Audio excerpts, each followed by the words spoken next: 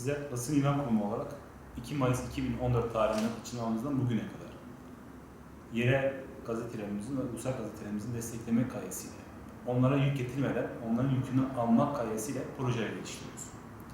İlk getirdiğimiz proje Mardin anlamında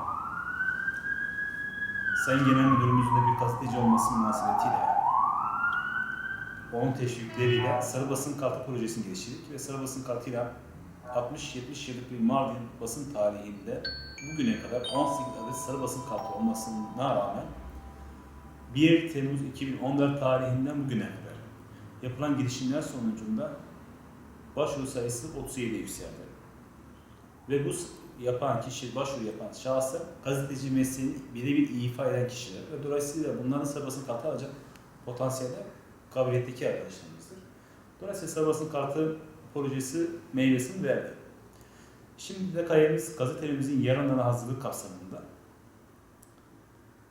okunulabiliğini arttırabilmek, prestij kazandırabilmek, farkındalık yaratabilmek gayesiyle gazetelerimizin büyük marketlerde satılabilmesine öncülük edebilmek gayesiyle Kültür Bakanlığımız tarafından ISSN yani barkod sistemi var.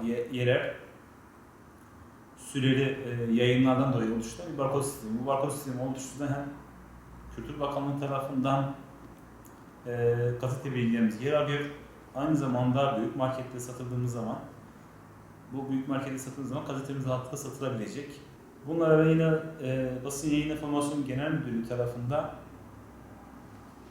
iPad uygulamasına yönelik bir projeler vardı basın enformasyon. Gayemiz o projenin de kendi gazetelerimizde yer alması ve gazeteci arkadaşlarımız sağ olsun uygulamaya başlattılar.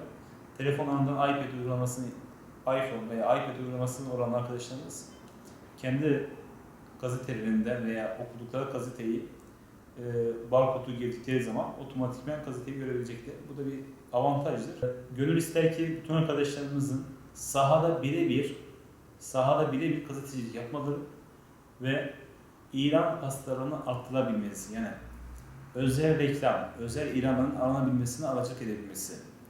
Genel anlamda sonuç itibariyle bir aileyiz, büyük bir aileyiz. Bu aile içerisinde bir iki kişinin sahaya inmesi maalesef genelde vurduğumuz zaman yetersiz kalıyor. Diğer arkadaşlarımıza ricamız onunla sahaya inmesi, reklam aracılık etmesi, kendi gazetelerindeki reklamın, ilanların sayısını arttırabilmek. Vefat eden gazeteci arkadaşların varislerinde ölüm yardımı yapıyoruz. Ölüm ve muhtaçlık yardımı karşılıksız yapılan yardımlar. Ölüm yardımı bir sefere mahsus yapılıyor. Muhtaçlık yardımı da her yıl belli kriterleri yerine getiren bütün muhtaç veya gelir düzeyi düşük olan gazeteci arkadaşlarımıza yapılan bir yardımdır. Bunlar karşılıksızdır. Aynı zamanda çalışan gazeteci arkadaşlarımızın desteklenmesi gayesiyle maddi sıkıntıdan giderilebilmek amacıyla da gazeteci arkadaşlarımıza 24 aya kadar 4200 TL bir fon ödemesi yapabiliyoruz. Fon ödemesi diyoruz çünkü bir taksi, yani bir geri dönüşüm bir para ve bu para içerisinde kesinlikle bir komisyon, bir faiz veya herhangi bir masraf adı altında kesinlikle bir ücret talep etmiyoruz. Bunu ödünç olarak gazeteci arkadaşımıza veriyoruz, onun kendi ihtiyacını karşılayabilmesi için.